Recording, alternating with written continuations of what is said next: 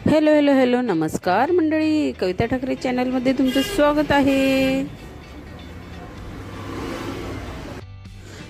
आज आम्ही जात आहे भंडाऱ्याला, सोबतच हॅपीला सुद्धा घेतलेलं आहे, कारण घरी कुणी नसल्यामुळे त्याला आम्ही एकटं ठेवू शकत नव्हतो, त्यामुळे त्याला सुद्धा आम्ही भंडाऱ्याला सोबत घेऊन जात आहे।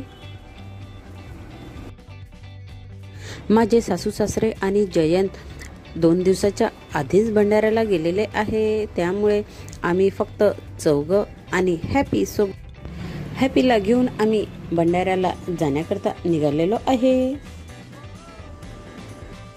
आज हर्षूचा पेपर असल्यामुळे आम्हाला निघायला वेळ झालेला आहे। कमीत कमी 2:30च्या सुमारास आम्ही घराच्या बाहेर निघालो आणि आम्हाला संध्याकाळ 5 ते 5:30 वाजेपर्यंत भंडाऱ्याला पोहोचायचे आहे, कारण आजच प्रोग्राम आहे। समृद्धी महामार्गे आम्ही लगेचच नागपूरला पोहोचलो आणि हार्डली 2 ते 2.5 तासामध्ये आम्ही भंडाऱ्याला पोहोचलो। फायनली आम्ही भंडारा येथे घरी पोहोचलो काकूकडे।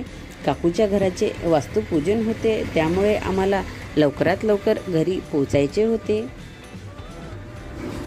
वास्तुपूजन असल्यामुळे शेजारी पाजारी आणि इतर नातेवाईक भरपूर आलेले होते। सर्वांनी काही ना काही काकूंना आणि गणेशला गिफ्ट दिले। घराचे वास्तुपूजन असल्यामुळे घरामध्ये गोरोबा कुंभार काकाची मूर्ती फ्रेम लावण्याकरता गणेशच्या मित्रांनी त्याला एक सुंदर अशी गोरोबा काकाची फ्रेम गिफ्ट दिली।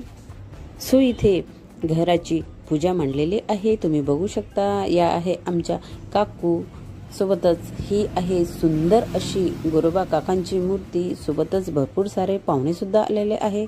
तर चला मग तुम्हाला घराची मी एक झलक दाखवत आहे। हे आहे गणेशचे घर।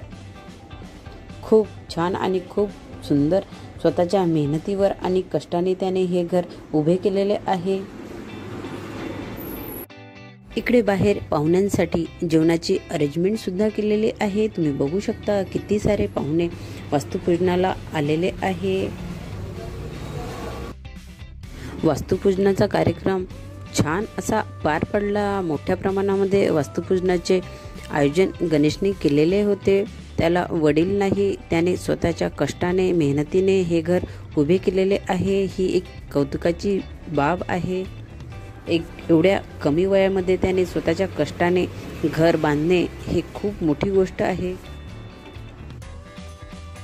फायनली अशा प्रकारे घराच्या वास्तुपूजनाचा कार्यक्रम पार पडला।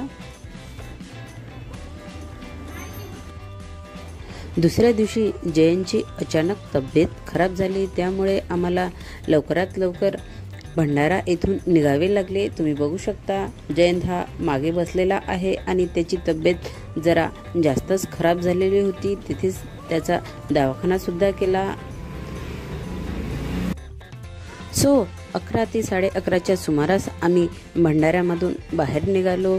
लवकरात लवकर आम्हाला घरी पोहोचायचे होते, कारण जयंतची तब्येत बरी नसल्यामुळे आम्हाला लवकरात लवकर घरी पोहोचायचे होते आणि त्याचा लवकरात लवकर आराम घरी होईल, त्या दृष्टीने आम्ही लगेचच भंडारा येथून निघालो।